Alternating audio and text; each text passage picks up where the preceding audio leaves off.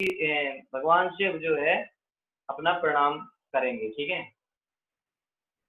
अलग अलग भगवान के रूपों को शिव जी अपने शुद्धिकरण के लिए प्रणाम करते हैं। ठीक है, ओके। तो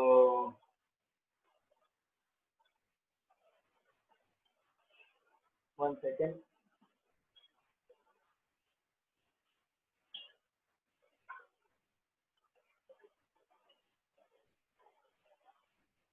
तो वाचा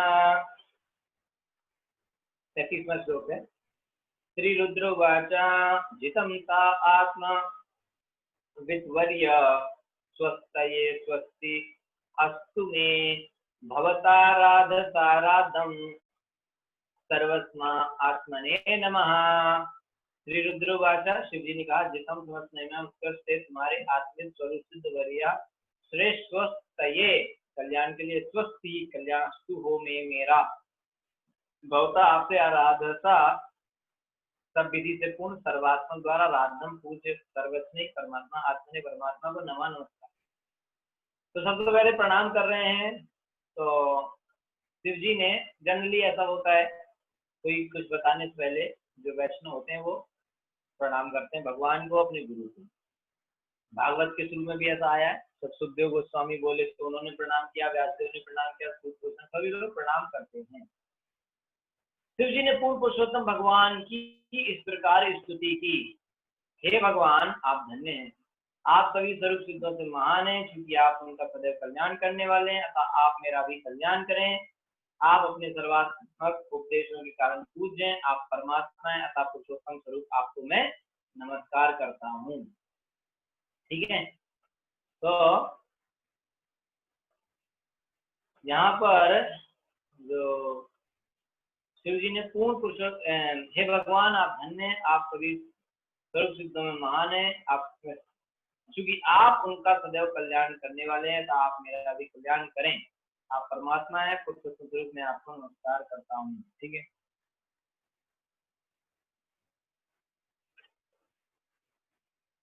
ओके।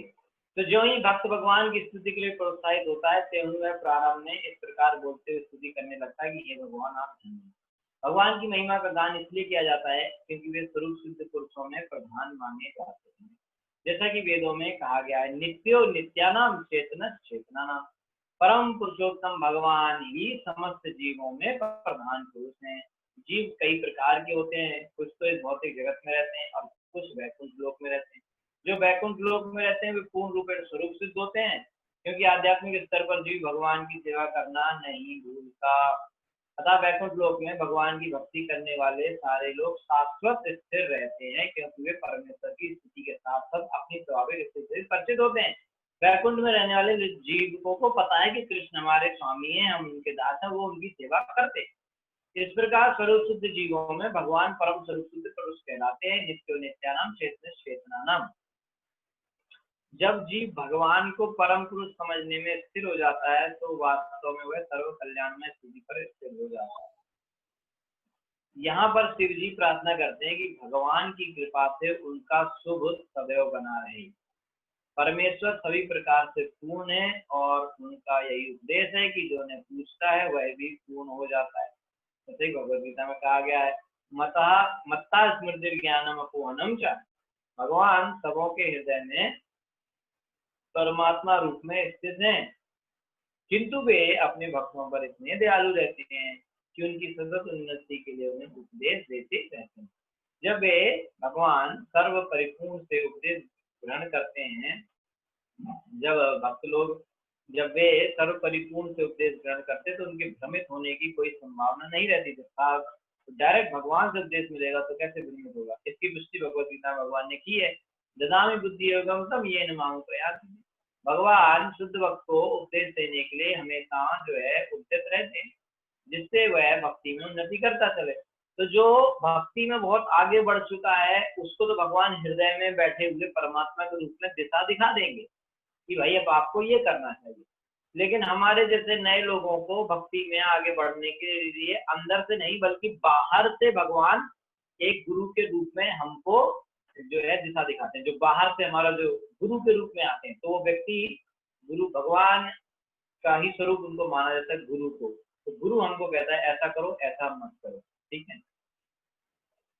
तो क्योंकि भगवान सर्वात्मा के रूप में उपदेश देते हैं, अतः शिव जी ने सर्वात्मा आत्मने नमः करके सम्मान अर्पण करते हैं। व्यष्टि जीव आत्मा कहलाता है, भगवान आत्मा तथा परमात्मा दोनों हैं, प्रत्येक हृदय में स्थित होने के कारण भगवान परम आत्मा कहलाते हैं। भगवान हर जीव के साथ उनके शरीर में रहते हैं, तब उन्हें सभी नमस्कार करते हैं। इस प्रसंग में भागवतम के प्रथम स्कंद में तुलसी की स्तुति का उल्लेख किया जा सकता है। तथा परम हंसानाम मुनीनाम अलम आत्मानाम भक्ति योग विधानार्थम कथम पश्येमि स्त्रिया। परमहंसों को उपदेश देने के लिए भगवान खुद उद्यत रहते हैं, जिनमें संसार के कलमशों से पूर्ण रूप से मुक्त होते हैं। भगवान ऐसे भक्तों को ये बतलाने के लिए कि भक्ति में कैसे स्थिर रहा जाए, भक्ति में कैसे हम स्थिर रहें, जो है ये भगवान भक्तों को बताते हैं, उपदेश देते हैं।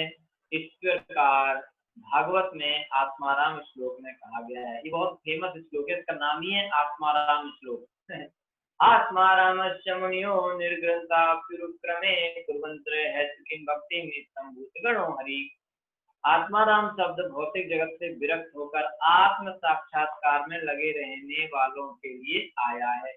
ऐसे स्वरूप सिद्ध पुरुष सामान्यतः दो तरह के होते हैं, सगुण तथा निर्गुण।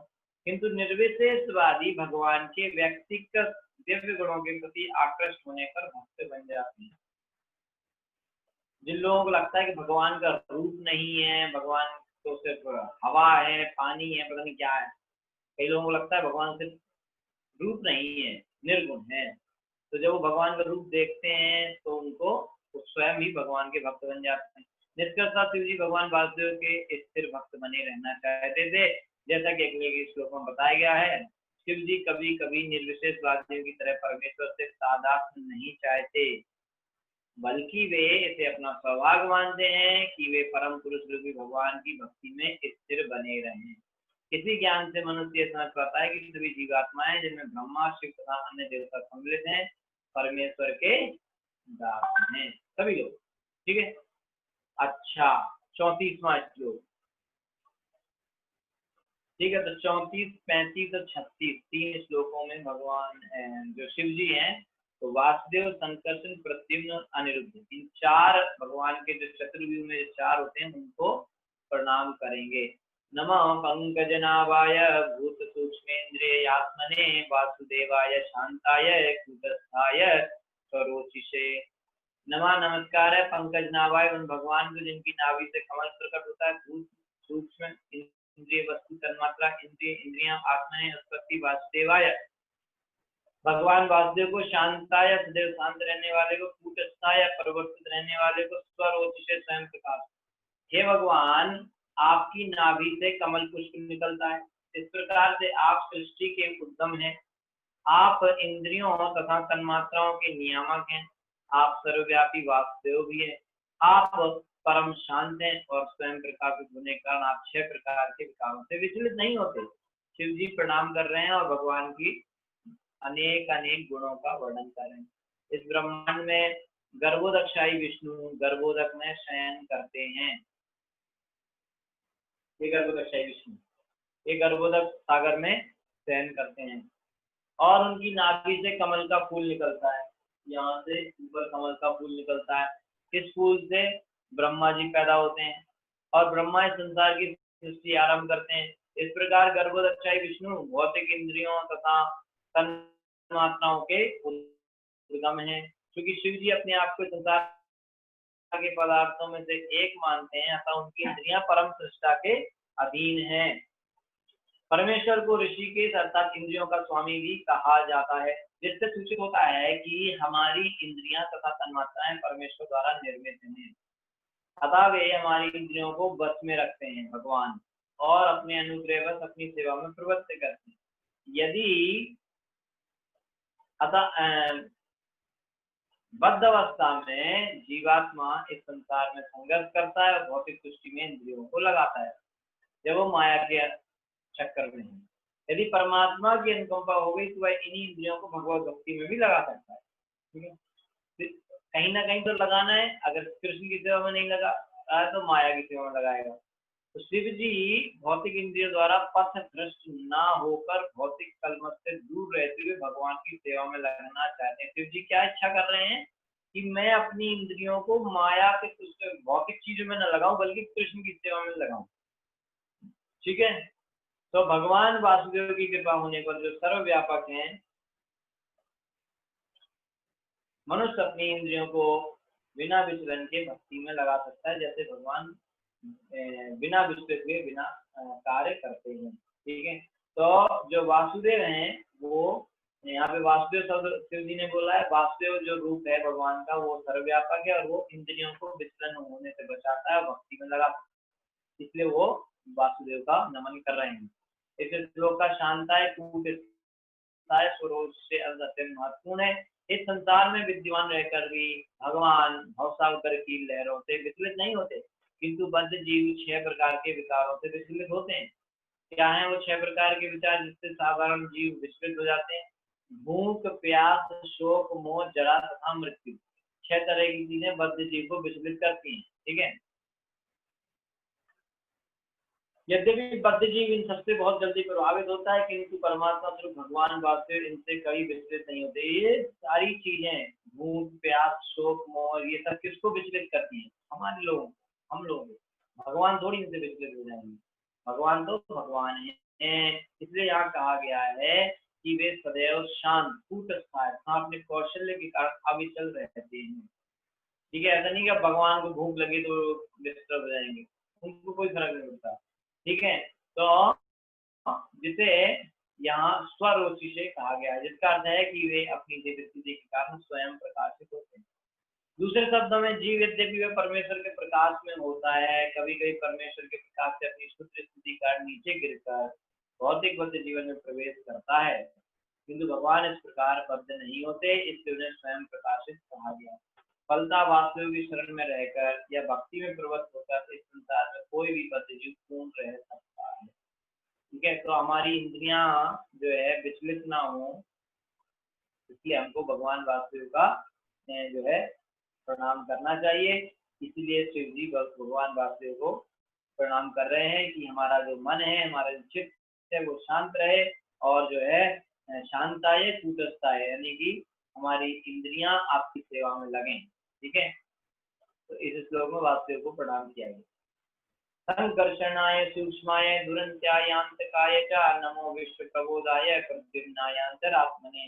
अगले श्लोक में संकर्षण और प्रद्युम्न को प्रणाम किया गया है। संकर्षण जो है वो अहंकार के अधिष्ठाता देवता है और प्रद्युम्न जो है बुद्धि के। ठीक है, तो 4 चीजें होती हैं, मन, बुद्धि, अहंकार और चित्त।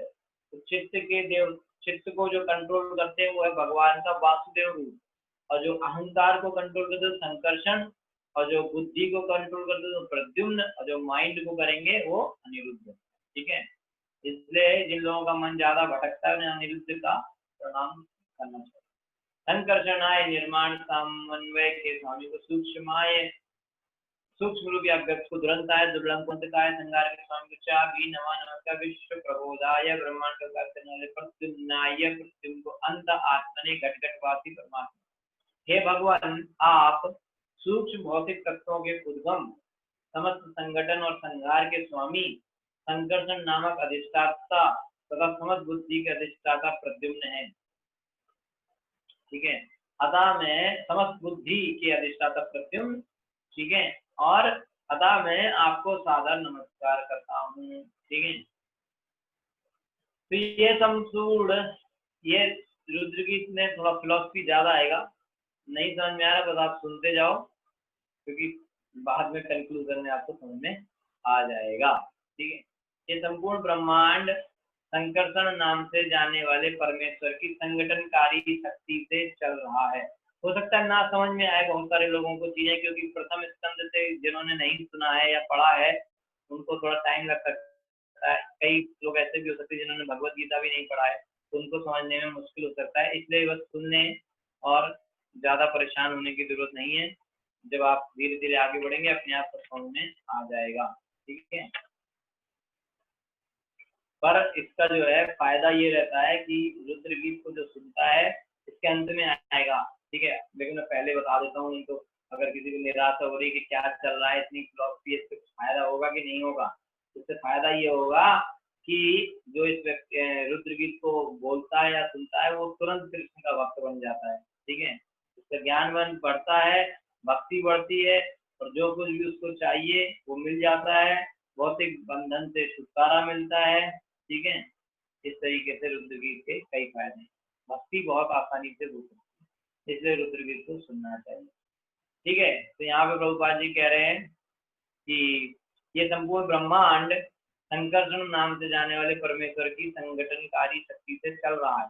संकर्षण भगवान के ही अवतार हैं, ऐसे मान लो आप, ठीक है। चतुर्व्यूह अवतारों में से 4 होते हैं, तो उनमें से अनिरुद्ध, संकर्षण, प्रद्युम्न, वासुदेव 4 होते हैं, ठीक है। तो भौतिक विज्ञानी भले ही गुरुत्वाकर्षण के नियम की खोज कर चुके हैं जिससे भौतिक शक्ति पदार्थों का संगठन होता है, किंतु समस्त संगठनों का स्वामी अपने मुख से निकलने वाली प्रज्वलित अग्नि से प्रलय भी कर सकता है। एक्चुअली में भगवान संकर्षण की शक्ति से ही सब कुछ चलता है, सब टिका हुआ है, ठीक है। वो गुरुत्वाकर्षण, ग्रेविटेशन भी उन्हीं की शक्ति है ना। तो ये न्यूटन ने नहीं बनाई है, न्यूटन ने बताया कैसे होता है, बनाई भगवान ने। इसका वर्णन भगवत गीता के 11वें अध्याय में मिलता है, जिसमें भगवान के विराट रूप का वर्णन है। अपनी संहारक शक्ति के कारण संगठन का स्वामी संसार का संहार करता भी है। संकर्षण संगठन तथा संहार के अधिष्ठाता हैं, जबकि भगवान वासुदेव एक अन्य रूप प्रद्युम्न। संकर्षण एक्चुअली में भगवान शिव संकर्षण से निकलते हैं, है ना, और महाविष्णु भी संकर्षण से निकलते हैं, ठीक है। कल तो गीता की क्लास में बताया था शायद, ठीक है। तो जबकि भगवान वासुदेव एक अन्य रूप प्रद्युम्न इस विश्व की वृद्धि उसकी स्थिति के लिए उत्तरदायी है। कौन? प्रद्युम्न। सूक्ष्म माया शब्द भी महत्वपूर्ण है, क्योंकि स्थूल शरीर के भीतर सूक्ष्म शरीर तथा मन, बुद्धि तथा अहंकार वास करते हैं। ये जो शरीर है इसके अंदर मन, बुद्धि, अहंकार रहते हैं सूक्ष्म रूप, यानी कि वो दिखते नहीं है, ठीक है। क्योंकि इस स्थूल शरीर के भीतर वो है सूक्ष्म रूप में। भगवान अपने विविध रूपों वासुदेव, अनिरुद्ध, प्रद्युम्न तथा संकर्षण में इस संसार में स्थूल तथा सूक्ष्म तत्वों को बनाए रखते हैं, जैसा कि भगवत गीता में उल्लेख हुआ है। पृथ्वी, जल, अग्नि, वायु तथा आकाश स्थूल तत्व हैं, ठीक है। और मन, जबकि मन, बुद्धि तथा अहंकार सूक्ष्म तत्व, 8 तत्व होते हैं ना, भगवत गीता में बताया गो मीरा पो नलो वायु खम मनो बुद्धि देवता से 8 भिन्ना प्रकृति अष्टदा, ठीक है। 8 चीजें क्या है? भगवान की एक्सटर्नल बाहर शक्तियां हैं। ये सभी भगवान द्वारा वासुदेव, संकर्षण, प्रद्युम्न, अनिरुद्ध के रूप में नियंत्रित होते हैं, और इसका और आगे वर्णन निम्नलिखित श्लोक में किया जाएगा, ठीक है। तो यहाँ पे संकर्षण का जो है प्रार्थना क्यों कर रहे हैं?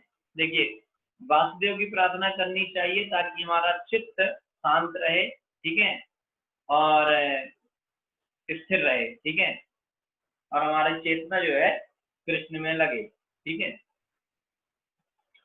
संकर्षण का क्यों करना है? संकर्षण से हमारे अंदर जो ममत्व और अहंकार है, मैं और मेरा, वो खत्म हो जाएगा। उससे छुटकारा पाने के लिए संकर्षण का जो है हमें प्रार्थना करना चाहिए। और बुद्धि के अधिष्ठाता है प्रद्युम्न, तो प्रद्युम्न से प्रार्थना करना चाहिए कि हमारी जो बुद्धि है उसको जागृत करे, ठीक है, ताकि हमारी बुद्धि कृष्ण के चरणों में लगे, ठीक है। और 36वें श्लोक में अनिरुद्ध का प्रार्थना है। तो अनिरुद्ध से ये प्रार्थना है कि हमारा मन, क्योंकि मन के अधिष्ठाता देवता अनिरुद्ध है, तो हमारा मन कृष्ण के चरण कमलों में लगे, ठीक है, और हम भक्ति करें, ठीक है। ओके, इसलिए जो है हम अनिरुद्ध का यहाँ पे भगवान शिव प्रार्थना कर रहे हैं। नमो नमो अनिरुद्धाय ऋषिकेशेन्द्रियात्मने, नमः परमहंसाय पूर्णाय निवृत्तात्मने, नमः। आपको नमस्कार है, नमः नमस्कार है अनिरुद्धाय, अनिरुद्ध को, ऋषिकेश इंद्रियों के स्वामी, इंद्रियात्मने इंद्रियों के नियामक को नमः नमस्कार है, परमहंसाय परम पूर्णाय परम निवृत्त आत्मने, जो इस जगत से अलग स्थित है। हे परम अधिष्ठाता अनिरुद्ध रूप भगवान, आप इंद्रियों तथा मन के स्वामी हैं, अतः मैं आपको बारंबार नमस्कार करता हूँ। आप अनंत तथा साक्षी संकर्षण कहलाते हैं। क्योंकि आपने अपने मुख से निकलने वाली धधकती हुई अग्नि से आप सारा एक्चुअली में इतना कोई फर्क नहीं मानना चाहिए कि अनिरुद्ध वासुदेव संकीर्तन प्रद्युम्न कोई अलग है वो कृष्ण ही, बस एक उनका विस्तार है बस। ऋषिकेशेन्द्रिय आत्मने, मन इंद्रियों का स्वामी है और अनिरुद्ध मन के अधिष्ठाता है। एक्चुअली में 24 विष्णु अवतार होते हैं, या देख लो ना गोले में कई येलो येलो है ना, वो एक एक अवतार है ना। तो 4 ये होते हैं, फिर चारों से जो है 3-3 और निकलते हैं, ऐसे करके पूरा 24 बन जाते हैं। ठीक है, तो ऋषिकेश इंद्रियात्मने मन इंद्रियों का स्वामी है और अनिरुद्ध, इंद्रिया कौन कंट्रोल करता है? मन। और मन को कौन कंट्रोल करता है? अनिरुद्ध भगवान। अनिरुद्ध मन के अधिष्ठाता है। भक्ति करने के लिए मन को कृष्ण के चरण कमलों में स्थिर करना होता है। अतः शिव जी मन के अधिष्ठाता अनिरुद्ध से प्रार्थना करते हैं कि वे प्रसन्न हो, जिससे उनका मन भगवान के चरण कमलों में लगे।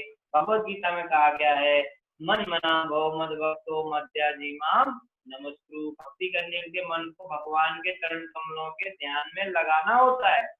ठीक है, भगवत गीता में कहा गया है, मत्ता स्मृति ज्ञानम कोनम च, भगवान से ही स्मृति ज्ञान तथा विस्मृति, याददाश्त और भूलना दोनों ज्ञान सब भगवान से ही आता है। अतः यदि भगवान अनिरुद्ध प्रसन्न हो जाए तो भगवान की भक्ति में मन लगाने में सहायता मिलती है। इस श्लोक में ये भी बताया जा रहा है कि अनिरुद्ध अपने विस्तार स्वरूप से सूर्यदेव भी है, क्योंकि सूर्यदेव भगवान अनिरुद्ध के ही विस्तार है। अतः इस श्लोक में शिव जी सूर्यदेव की भी स्तुति करते हैं। ठीक है, क्योंकि सूर्यदेव अनिरुद्ध के विस्तार है, इसलिए जो है सूर्यदेव का भी यहाँ पे स्तुति किया गया है।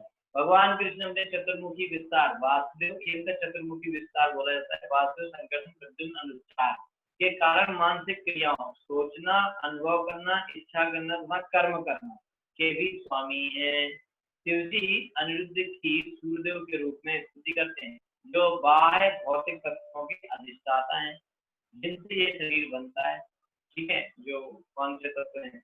तो श्री विश्वनाथ ठाकुर के अनुसार परमहंस शब्द सूर्य देवता का अन्य नाम है। यहाँ पर सूर्यदेव को निवृत्त आत्मने कहकर संबोधित किया गया, इस बात का सूचक है कि वर्षा के द्वारा वह विभिन्न लोकों का पालन करते। कौन? शिव जी। सूर्यदेव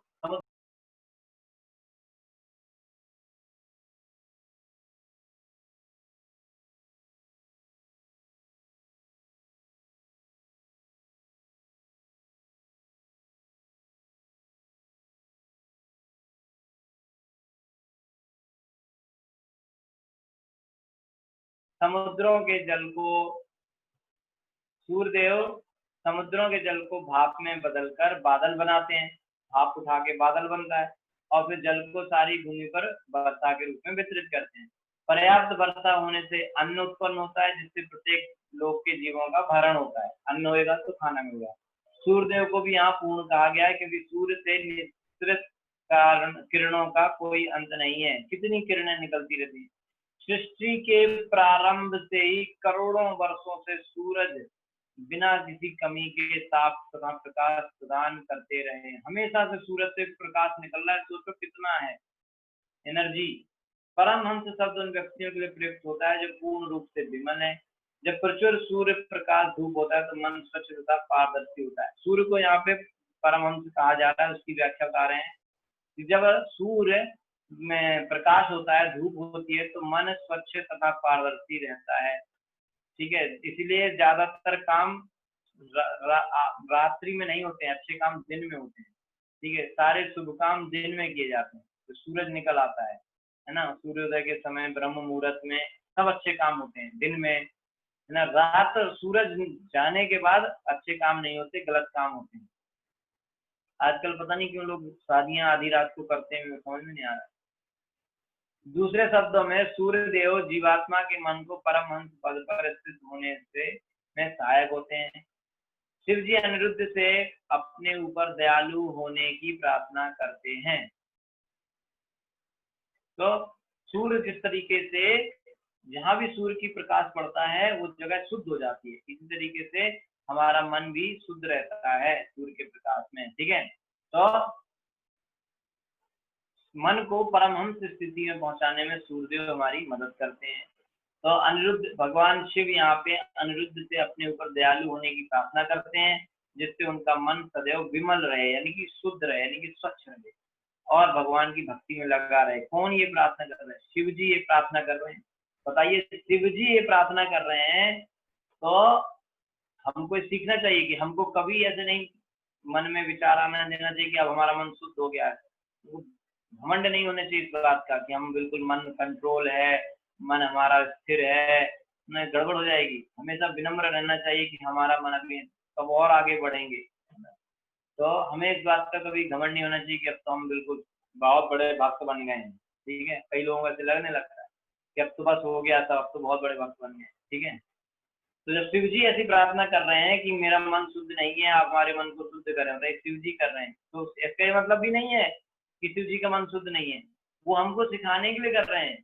ठीक है, कि हमें अपने मन की शुद्धि के लिए प्रार्थना करनी चाहिए। ठीक है, शिव जी तो परम वैष्णव है। ठीक है, तो जिस प्रकार अग्नि समस्त गंदी चीजों को शुद्ध कर देती है, मलिन वस्तुओं को शुद्ध कर देती है, उसी प्रकार सूर्य भी प्रत्येक वस्तु को शुद्ध बनाता है, विशेष रूप से मन के मैल को शुद्ध करता है, जिससे मनुष्य आत्मज्ञान प्राप्त करने के स्तर पर उठ सकता है। ठीक है, तो इस तरीके से जो है यहाँ पर जो है 4 मेन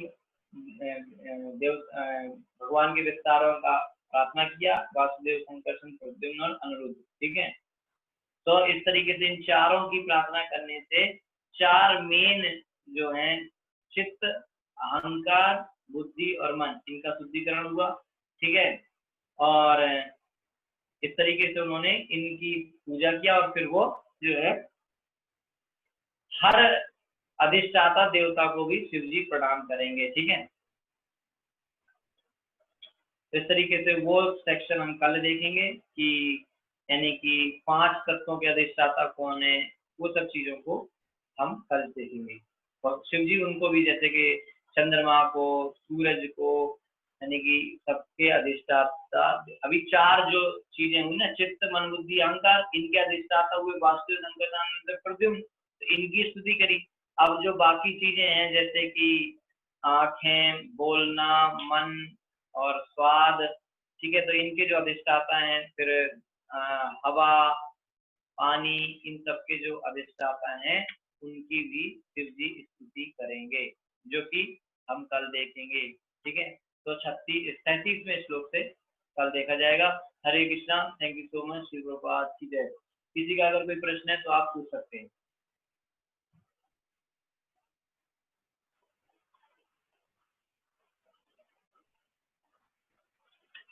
ओके, हरे कृष्णा, कोई प्रश्न है?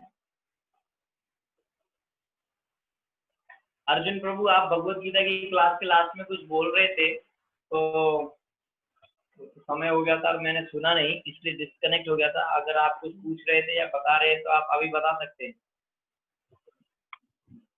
हरे कृष्णा प्रभु जी, दंडवत प्रणाम। जी प्रभु जी, जैसे आप वो उसकी प्रस्तावना से पहले दिए ना कि 32 जो परंपरा के नाम हैं आचार्यों के, उनसे रिलेटेड ही पूछ रहा था कि मैं जैसे चैतन्य महाप्रभु जी का अवतरण हुआ, उनके बाद में फिर जैसे षड गोस्वामी जी हैं और पंचतत्वा, थोड़ा सा वही पूछ रहा था कि आप एक बार सीक्वेंस में बता देते, मैं कंफ्यूज हो जाता हूँ कई बार। तो आपने उसमें बताया है लिखा बहुत हुआ बार। है। हाँ प्रभु जी, बस वही आपके मुंह से मतलब सुनना चाह रहा था कि अगर समय है तो।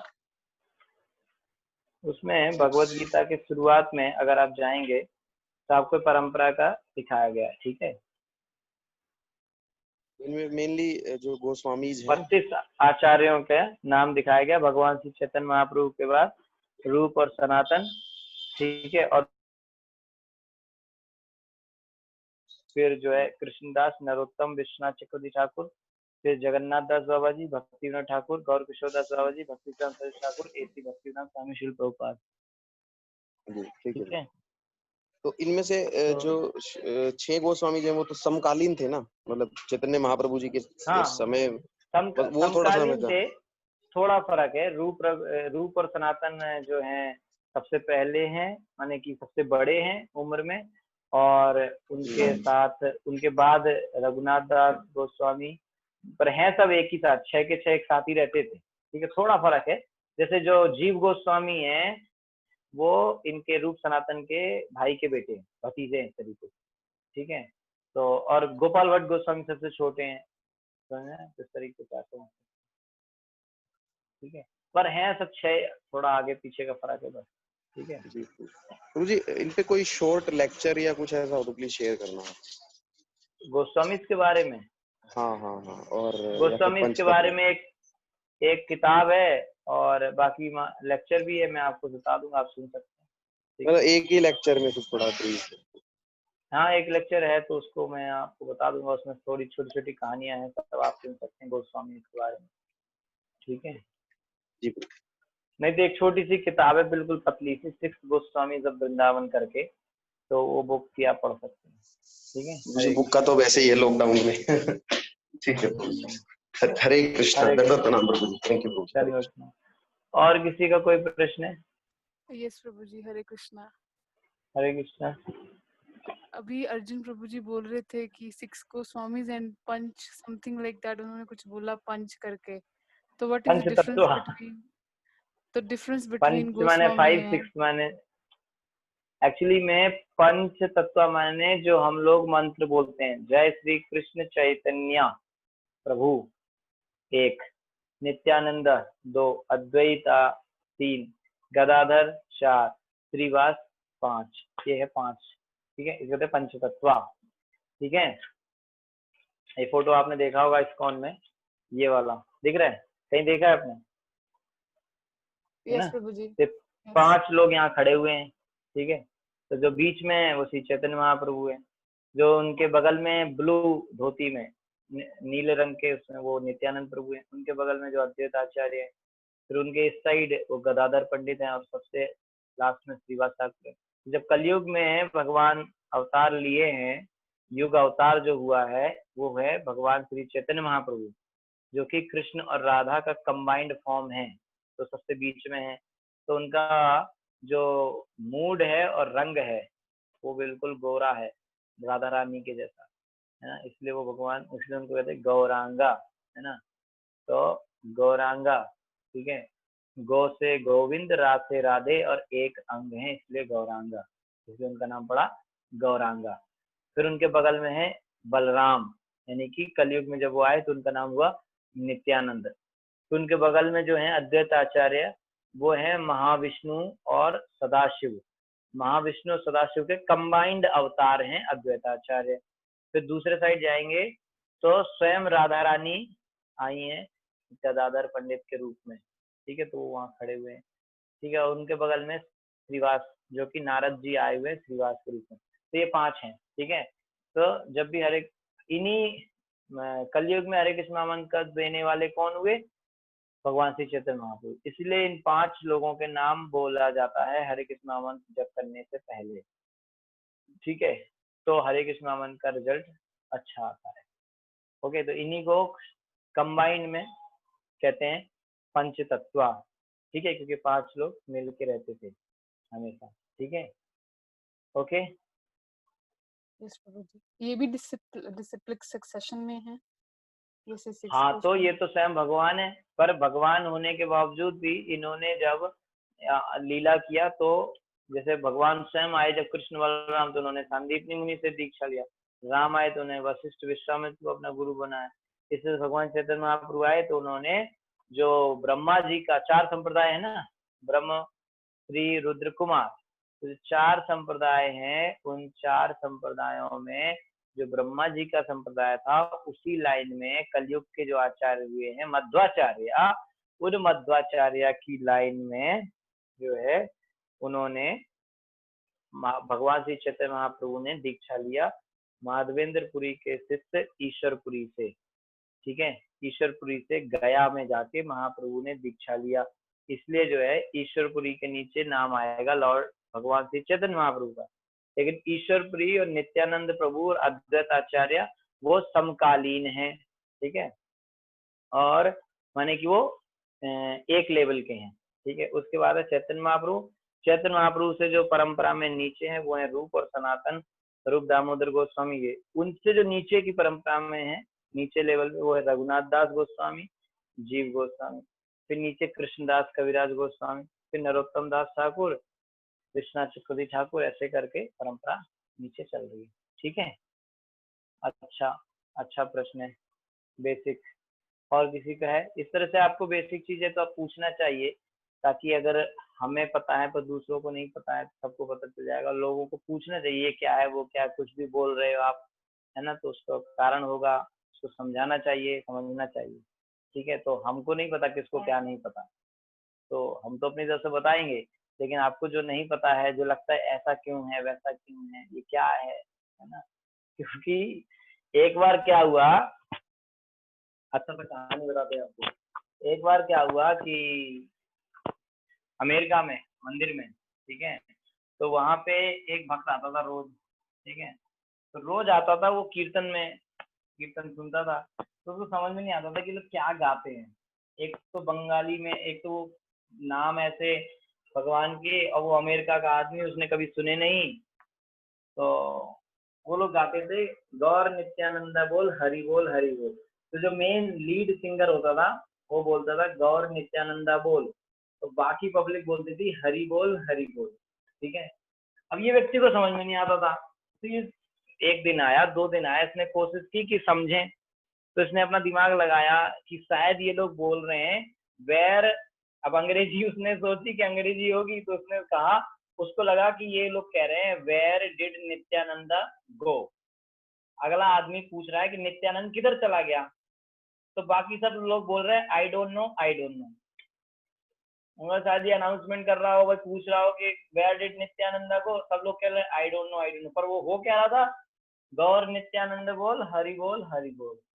अब 1 दिन हो गया, 2 दिन हो गया, उसको कुछ समय बाद उसको लगा कि यार रोज एक ही चीज पूछ रहा है आदमी, वेयर डिड नित्यानंदा को, सब लोग कह रहे हैं आई डोंट नो, फिर भी पूछ रहा है, क्या चल रहा है यहाँ। उसको समझ में नहीं आया क्या है, तो उसने सोचा अब तो आज तो मुझे पूछना पड़ेगा किसी ना किसी से कि इसका मतलब क्या है। तो प्रोग्राम अटेंड किया, उसका प्रसाद चल रहा था, प्रसाद में बैठ गया, तो सोच रहा था किसको पूछूं, तो उसने सोचा अपने बगल में जो प्रसाद ले रहा है ना, उसको ही पूछ लेता हूँ। तो उसने उससे पूछा, अपने बगल वाले सब प्रसाद खा रहे हैं बढ़िया, उससे पूछा एक प्रश्न है, पूछो, कह रहा वेयर डिड नित्यानंदा गो, तो बगल वाला कहता आई डोंट नो। अब बगल वाले क्या पता है क्या पूछ रहे हैं, उसने नित्यानंद कोई आदमी है, कोई भक्त होगा, उसका नाम है, तो बोलो वेयर डिड नित्यानंद गो, वो कहता हमें क्या पता आई डोंट नो। तो यार ये भी वही बात है। तो बाद में फिर उसको कोई भक्त मिला, वो जो मेरा दिमाग खराब हो रहा है, ये आप लोग रोज एक ही चीज पूछते हो, पूरी पब्लिक रोज एक ही आंसर देती, फिर भी आपको समझ में नहीं आ रहा। उसने क्या है, उसने बताया, तो उन्होंने कहा एक्चुअली में ये लोग वो नहीं गा रहे हैं, ये लोग गा रहे हैं गौर नित्यानंद बोल हरि बोल हरि, है ना। तो इसलिए कई बार हम लोगों को पता नहीं रहता, हम लोग अपने दिमाग में कुछ ना कुछ सोचते रहते हैं कि ऐसा होगा वैसा होगा, और चलता रहता है। ठीक है, तो इसलिए हमको पूछ लेना चाहिए, नहीं समझ में आया तो बार बार पूछना चाहिए, है कि नहीं। हमने एक भक्त ने हमसे पूछा, प्रभु जी प्रसाद भोग कैसे लगाते हैं, मैंने उन्होंने पूछा प्रसाद कैसे पाते, मैंने उनको बताया प्रसाद लेना होता है, उससे पहले प्रणाम करना चाहिए, महाप्रसाद गोविंदे मंत्र है पूरा बोलना चाहिए प्रसाद पाने से पहले। उनको लगा भगवान को भोग लगाने से पहले, तो रोज उन्होंने भगवान के लिए भोग बनाया, भगवान के सामने रखा, और कहते महाप्रसाद गोविंद, भगवान कहते हमारे खाने के आपके खाने के। तो जो चीज हमें, जो मंत्र हम प्रसाद खाने से पहले बोलना है, वो भगवान को खिलाने से पहले बोल रहे, और जो भगवान को खिलाने से पहले वो पता ही नहीं है। तो हमें हर चीज को पता कर लेना चाहिए, नहीं पता है तो बार बार पूछना चाहिए। कई बार छोटी छोटी चीजें होती हैं जो हमें समझ में नहीं आती, कि ऐसा क्यों वैसा क्यों, तो वो सब चीजें भी डिटेल में पता करनी चाहिए। उसके लिए स्कॉन की छोटी छोटी सी किताबें हैं जिसमें वो सब चीजें डिटेल में लिखी हुई हैं, है ना। तो वो किताब भी पढ़ सकते हैं या पूछ सकते हैं, छोटी छोटी चीजें, है ना भाई, है ना। तो वो सब हमें पता रखना चाहिए। ठीक है, Hare Krishna, thank you so much. और किसी को भी प्रश्न है क्या? हरे कृष्णा प्रभु जी। एक सेकंड। यस, हरे कृष्णा। प्रणाम प्रभु जी। प्रणाम, प्रभु जी, बताइए। जो 34 जो श्लोक है, इसमें आपने ये बताया था कि इस प्रकार गर्भोदक्षाई विष्णु भौतिक इंद्रियों तथा तन मात्राओं के उद्गम है। हाँ, तन मात्राओं क्या चीज है? अब आपने 33 स्कंद छूट दिया है, इसलिए आपको समझ में कम आ रहा होगा। मैंने पहले ही कहा है कि बहुत सारी चीजें हो सकता है समझ में ना आए, ठीक है। तो तन मात्रा होता है कि इंद्रियों के ऑब्जेक्ट ना, जैसे जीवा के लिए स्वाद है ना, जीवा क्या चाहती है? अच्छा स्वाद। तो जो स्वाद है वो तन मात्रा है। थोड़ा कॉम्प्लिकेटेड है, ये सब चीजें समझ में आने में देर हो सकती है, क्योंकि ये चौथा स्कंद है, तीसरा स्कंद सुना नहीं है आपने, ठीक है। नहीं वहां सुना पे है सब प्रभु जी, चीजें डिटेल पूरा में। सुना है। पूरा कैसे सुना होगा? नहीं सुना आपने है। ज्वाइन ही चौथे के बाद किया है। चौथा स्कंद जब चल रहा था तब आपने अच्छा हाँ ज्वाइन जी, हाँ किया। जी, फोर्थ में किया है शायद, सॉरी सॉरी, हाँ जी। हाँ, तो तृतीय हाँ जी। स्कंद में ये सब चीजें डिटेल में आती है, लेकिन आपको तन मात्रा ये होती है, आंखों के लिए रूप है ना, कान के लिए शब्द, ये सब, ठीक है। ज्वाइन तो प्रभु जी मैंने शुरू से ही किया हुआ है, बस एक्चुअली बुक जो अब ली है ना, तो वो बुक सामने रख के अब पढ़ रहे हैं, अच्छा अच्छा, कोई बात तो नहीं, इसलिए कोई ठीक है। टॉपिक ऐसा आ जाता है तो वो समझ लेते हैं आप। कोई बात नहीं, आप पूछ सकते हैं कभी भी। अच्छा है आप ध्यान से पढ़ रहे हैं, बहुत अच्छी बात है, ठीक है। तो आप इसको पढ़िए, बहुत अच्छा है। आपने भागवतम लिया है, अब आपको ज्यादा आनंद आ रहा है। और भी किसी व्यक्ति को, भक्त को अगर भागवतम पढ़ने में अच्छा लग रहा है, सुनने में इंटरेस्ट आ रहा है, तो वो लोग भी भागवतम खरीद सकते हैं। भागवत ग्रंथ अपने घर में होना चाहिए। तो जो हम पढ़ के कथा में बताते हैं वो सब वहाँ लिखा हुआ है, आप पढ़ सकते हैं, साथ साथ पढ़ सकते हैं, आपको बहुत ज्यादा समझ में आएगा। और जो है अगला महीना भाद्रपद का जो महीना है वो भागवत का, उसमें बड़ा महत्व रहता है। उसमें भागवत जो है अपने घर में लानी चाहिए, ठीक है।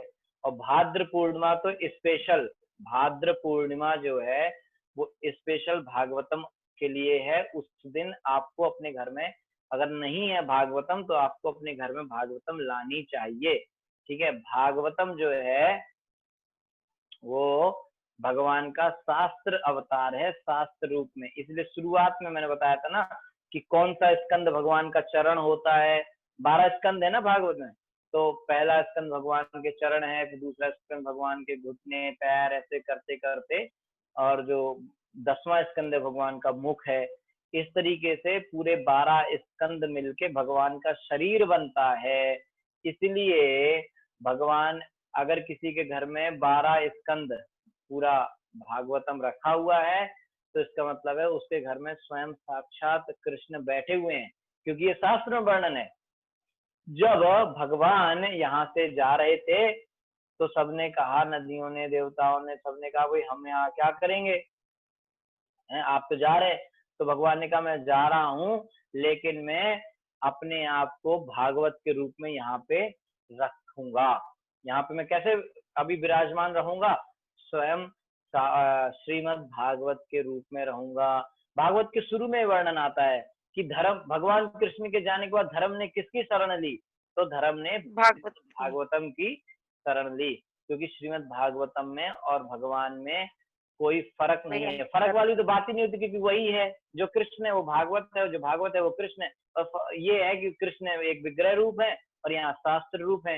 और जब हम हरे कृष्ण नामंत बोलते हैं तो नाम रूप है। जब चैतन्य महाप्रभु की बात आती है तो भक्त रूप है ना। और जब मत्स्य अवतार की बात है तो मत्स्य रूप है, कूर्म अवतार तो कूर्म रूप है। तो ऐसे अलग अलग रूप में भगवान आते हैं।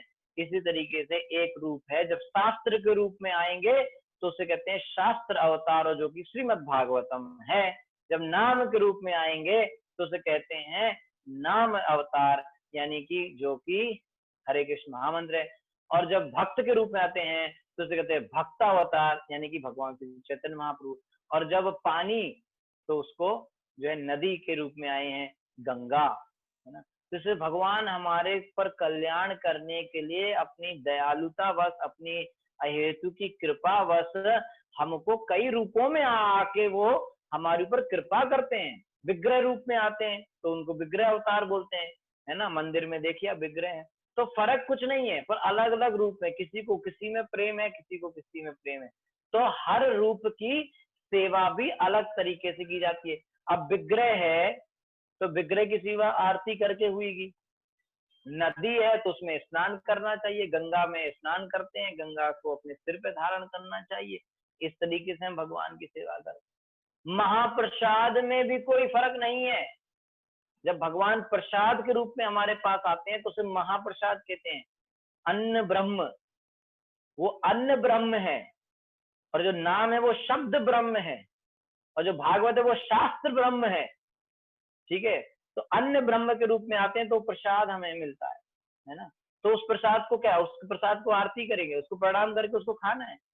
तो वो तो उस रूप में जब अन्न ब्रह्म के रूप में भगवान आएंगे तो हम उनकी सेवा कैसे करेंगे, उस प्रसाद को पाकर करेंगे। ठीक है, जब भगवान नाम शब्द ब्रह्म नाम के रूप में आएंगे तो उनकी सेवा कैसे करेंगे, जपा करके, कीर्तन करके। ठीक है, तो जब भगवान हमारे पास भक्त रूप में आएंगे तो उनकी सेवा कैसे करेंगे, वो जो हमें सिखा रहे हैं उसको फॉलो करेंगे। और इसी तरीके से जब भगवान शास्त्र रूप में आएंगे तो उसकी सेवा कैसे करेंगे, शास्त्र को पढ़कर, शास्त्र का उच्चारण करके, शास्त्र को बोल के, शास्त्र को सुन के। ठीक है, इसलिए पहले के जमाने में गुरुकुलों में लोग भागवतम का पाठ करते थे, घरों में बैठ के भागवतम का पाठ करते थे, है ना। आज भी कहीं कहीं भागवत पाठ कराया जाता है, लेकिन नित्य पाठ होना चाहिए इसका, घर में नित्य पाठ होना चाहिए भागवतम। इसीलिए इस उद्देश्य, भागवत में खुद में कहा है नित्यम भागवत सेव्या, रोज पढ़ो। इसी उद्देश्य से हमने इस प्रोग्राम को 2 साल पहले चालू किया था कि नित्यम भागवत सेव्या, रोज भगवान की भागवत के रूप में हम सेवा करें और दूसरों को भी मौका दें कि वो भी सुने और बताएं। ठीक है, इसीलिए भागवत को घर में होना कलयुग में तो बहुत जरूरी है, क्योंकि कलयुग में कली यानी कि अधर्म यानी कि कली जो व्यक्ति है वो कहाँ रहता है, कली क्या है, धर्म को मार रहा है, तोड़ रहा है। प्रथम स्कंद में आया कली धर्म को मार रहा है। ठीक है, तो उसको पूरा खत्म कर देना चाहता है धर्म को। तो कली कहाँ कहाँ रहता है मालूम है आपको, कली रहता है जहाँ पे जो है दूतम पानम स्त्रिया सूना, जहाँ पे कली का लक्षण क्या है। देखो, किसी को पता करना है कि यहाँ कली है कि नहीं है तो उसके लक्षण से पता चल जाएगा। क्या लक्षण है, मलेरिया है कि नहीं तो लक्षण, कोरोना है कि नहीं तो लक्षण, तो कली है कि नहीं है तो लक्षण क्या है। कली के 2 लक्षण है, क्या, एक तो कलय, उसका नाम ही है कलय, जहाँ पे कलय हो और जहाँ पे हिपोक्रेसी हो। ठीक है, वो 2 जगह जो है अगर हो रहा है, जहाँ पे झगड़ा होता है, लोग लड़ते झगड़ते रहते हैं, वहां पे पक्का कलयुग का वास है। कलयुग रहता है उस घर में जहाँ रोज लड़ाइयां हो रही हैं, उसका मतलब वहां कलयुग रह रहा है। अब कलयुग रहता कहाँ है, जहाँ कलयुग रहता है वहीं लड़ाइयां होती हैं। रहता कहाँ है, जहाँ पे 4 चीजें होती हैं, दूतम पानम स्त्रिया सूना, यानी कि जहाँ पर द्यूतम माने जुआ खेला जाता है। ठीक है ना, फिक्सिंग विक्सिंग सब करते हैं ना, तो शर्तें वर्तें लगाना। दूतम पानम, जहाँ पे नशा होता है, कई तरह का नशा जो अब तो हर घर में हो रहा है, हर घर में चाय कॉफी चल रही है तो हर घर में झगड़े भी होते हैं, तो जहाँ पे नशा होता है। ठीक है, और जितना नशा, जितने लेवल का नशा उतनी ज्यादा लड़ाई होती है। वहाँ जहाँ चाय होती है वहाँ छोटी छोटी चिक चिक होती है, जहाँ दारू चलती है वहाँ बड़ी बड़े डंडे चलते हैं। ठीक है, जहाँ पे और बड़े बड़े शुगर, पता नहीं कौन सा होता है वो, ब्राउन शुगर और पीला शुगर, पता नहीं क्या क्या लोग खाते पीते रहते, वहां पे और झगड़े होते हैं। ठीक है, और स्त्रियां, जहाँ अवैध संबंध चल रहा है वहां पे झगड़े होंगे पक्का। आप निश्चित पता कर ले तो कॉमन सेंस है, जहाँ ये 4 चीजें होती हैं वहां झगड़ा पक्का है, तय है। ठीक है, जहाँ पे अवैध संबंध है वहां लड़ाई होती है, मर्डर हो जाते हैं, पता चला इसने उसको मरवा दिया, उसने उसको मरवा दिया, क्यों, बाद में पता चला अवैध संबंध थे, है ना। बड़े बड़े हत्याकांड हो चुके हैं, टीवी में रोज आता है। और लास्ट में सूना, जहाँ पे मांस खाया जाता है, मारा जाता है जानवरों को अननेसेसरी। तो ये 4 चीजें होती हैं, वहां पे रहता है कली। ठीक है, कलयुग का वहां पे प्रभाव रहता है, वहां पे लड़ाई। अब बचें कैसे, बचना है तो धर्म को लाओ, धर्म पालन करो। तो कलयुग चाहता है कि धर्म ना आ पाए, तो इसलिए धर्म की है 4 पैर, तो उनको काट रहा है। कैसे तोड़ता है, तो बहुत बड़ा साइंस है ये। दूतम माने जहाँ पे जुआ खेला जाएगा वहां पे सच्चाई खत्म हो जाएगी, लिख लो आप, सत्य खत्म। दूतम पानम, जहाँ पे नशा होगा वहां पे तपस्या, यानी कि आप कोई तपस्या नहीं कर, तपस्या माने जैसे गोवर्धन की परिक्रमा कर ली, 23 किलोमीटर चल लिए, तपस्या है। सुबह 4 बजे उठ के माला कर रहे हैं, तपस्या है। तो ये नहीं कर सकता आदमी, जहाँ पे नशा करेंगे, ठीक है, जो लोग नशा करेंगे तपस्या नहीं हो सकती उनसे, ठीक है। दूतम पानम स्त्रिया, जहाँ पे अवैध संबंध होंगे, क्या क्या हुआ अभी, सत्य हुआ, तपा हुआ और अवैध संबंध, जहाँ पे अवैध संबंध होंगे वहां पे स्वच्छता नहीं रहेगी, शौचम, गंदगी रहेगी, वहां पे वो लोग सब गंदे रहते हैं, उनका मन गंदा, उनका शरीर गंदा, उनका कर्म गंदे, सब गंदा, ठीक है, गंदगी, शौचम नहीं रहेगा। और लास्ट है किलिंग, हत्या जहाँ पे होंगी, मांस खाया जाएगा, अंडे का आमलेट खाया जाएगा, वो सारी जगह में जो है दया, दया खत्म हो जाएगी। इसलिए थैंक यू, इसलिए जो है जब ये चार चीजें जहां होंगी वहां पे चार चीजें, दूतम पानम स्त्री असूरा, ये चार होंगी तो चार चीजें नहीं होंगी। क्या नहीं होंगी? तपा, सत्य, शौच और दया, ये चार चीजें खत्म हो जाएंगी। और यही चार एक्चुअली में धर्म के पैर हैं। धर्म चार इन्हीं खंभों पे खड़ा है। और कलयुग में तीन खंभे तो कलयुग ने ऑलरेडी तोड़ दिए, तीन पैर तो धर्म के। अब जो थोड़ा बहुत बचा है वो सच्चाई है, सत्य थोड़ा बहुत बच गया है, बस बाकी तीन तो टूट गए। तो ये धर्म मरा कुटा सा बेचारा, ठीक है, अब इसके तीन पैर तो टूट चुके हैं। धर्म एक्चुअली में एक बुल के रूप में है, बुल माने जो बैल, बैल के रूप में, तो उसके तीन पैर तोड़ दिए कलयुग ने, ठीक है। चौथा तोड़ने वाला था तो परीक्षित महाराज ने आगे बचा लिया, समझ में आ रहा है? प्रथम स्कंद की कथा है ये। तो ये धर्म अब बेचारा बहुत परेशान है। तो धर्म ने किसकी शरण ली है इस समय? श्रीमद् भागवतम की। कलयुग में धर्म ने किसकी शरण ली है? श्रीमद् भागवतम की। तो श्रीमद् भागवतम ही धर्म को बचाएगी। इसलिए जिसके घर में श्रीमद् भागवतम है उसके यहाँ पे धर्म है। लेकिन अब इसका मतलब नहीं कि बस घर में भागवतम है, वो रखी है, उस पर धूल चढ़ गई है ना। बोले वो हमारे एक प्रभु जी बताते हैं कि वो गए एक बार कहाँ अमेरिका में, तो उन्होंने कहा प्रभु जी आप कथा पता कर दो, आज कोई कथा, आप आओ हमारे घर में कथा करो। तो उन्होंने कहा ठीक है कथा कर देंगे। तो गए कथा करने, तो बोले कि अच्छा 6th कैंटो 6वां स्कंद का किताब लाइए, आपके घर में भागवतम है? बोले हाँ है। तो गए उस दिन, उन्होंने मांगा 6वां स्कंद का किताब, तो वो लोगों ने ऊपर से पूरा बॉक्स निकाला, उसका सील अभी काट रहे हैं। तो ये बोले अभी भी मंगवाया क्या? बोले नहीं, 15 साल हो गए भागवतम खरीदे। बोले अच्छा, सील अभी तोड़ रहे? बोले अब तो आपने मांगी है, अभी तक तो किसी ने मांगी नहीं थी, ठीक है। तो भागवतम लाने का ये मतलब नहीं कि वो रखी है, उस पर सील ही नहीं उसका तोड़ा है, अभी अभी सब रैपर निकाला जा रहा है। तो भागवतम को रोज अपने घर में होए, उसको आप सम्मान करें, प्रणाम करें और उसको पढ़ें। क्योंकि जिस तरीके से मैंने बताया ना, विग्रह की पूजा आरती करके, महाप्रसाद की पूजा प्रसाद पाके, ठीक है, और नाम की पूजा नाम जप करके, उसी तरीके से शास्त्र की पूजा शास्त्र को पढ़ के और सुन के होगी। इसलिए घर में भागवतम का होना बहुत जरूरी है, ठीक है। इसलिए अभी वो टॉपिक आया, इसलिए मुझे लगा कि बता दूं, इसलिए मैंने बता दिया। और वैसे समय बहुत अच्छा आ रहा है, भाद्रपद के महीने में भागवतम को घर में लाना सबसे शुभ होता है, और स्पेशली भाद्र पूर्णिमा में लाना सबसे शुभ होता है ना। पिछले साल भी बहुत सारे भक्तों ने जो है अपने यहाँ भाद्रपद के महीने में पूर्णिमा के दिन अपने घर में श्रीमद् भागवतम को लाया था। और श्रीमद् भागवतम जो अपने घर में आती है, जैसे कोई व्यक्ति अपने घर में विग्रह को लाते हैं ना, तो उनकी प्रतिष्ठा कराते हैं, तो प्रतिष्ठा के दिन सबको बुला के और आरती हो, सब प्रतिष्ठा करते, महोत्सव होता है नहीं होता है, विधियां। जैसे भागवत की प्रतिष्ठा भी घर में होती है, जब भागवत आ जाती है तो उसकी प्रतिष्ठा कराई जाती है, तो प्रतिष्ठा भी होती है, ठीक है। तो इस तरीके से भागवत को ये किताब नहीं समझना चाहिए कि वो किताब है, भागवत स्वयं भगवान है, ऐसे मान के चलना चाहिए। अपने घर में उनको रखना चाहिए, सम्मान से उनको पढ़ना चाहिए श्रीमद् भागवतम को, ठीक है। इसलिए अगर किसी का इच्छा हो तो आप श्रीमद् भागवतम को जो है भाद्रपद के महीने में, अभी सावन चल रहा है, अगला महीना है, उसमें आप ला सकते हैं।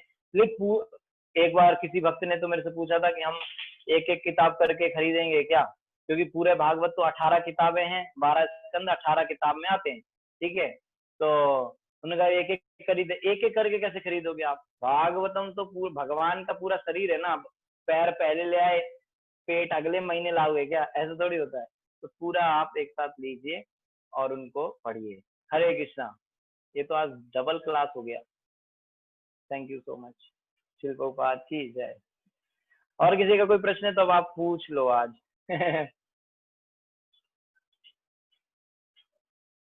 हरे कृष्णा। हरे कृष्णा अभी प्रभु जी। बहुत अच्छा, आज प्रश्न बहुत आ रहे हैं, बताइए। आवाज ही नहीं आ रही मेरे को नेटवर्क हरे कृष्णा, आवाज आ रही है आपकी? है। देखो को हरे कृष्णा।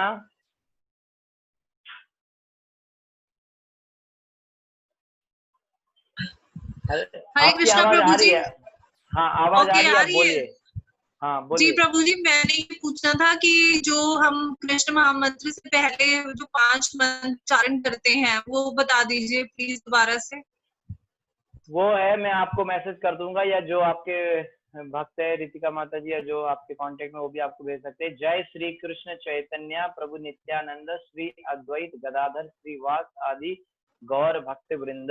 एक्चुअली में ये हरे कृष्ण महामंत्र जप करने से पहले एक तरीके से अपना आभार व्यक्त करने के लिए बोलते हैं कि आप लोगों की कृपा से हमको हरे कृष्ण महामंत्र जैसा सबसे सीक्रेट जो चीज है शास्त्रों का वो मिल सका, इसलिए वो आभार व्यक्त करते हैं। उनको एक प्रणाम करते हुए हम सबसे पहले बोलते हैं, फिर हरे कृष्ण महामंत्र जप करते हैं। तो हर माला, एक माला होने पे फिर इसको बोलते हैं, फिर माला दूसरी करते हैं, ऐसे।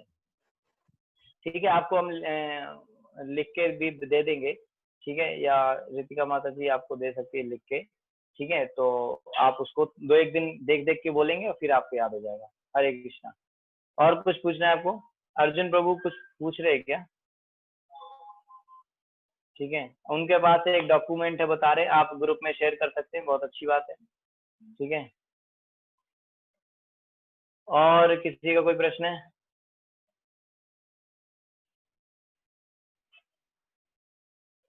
ओके, हरे कृष्णा।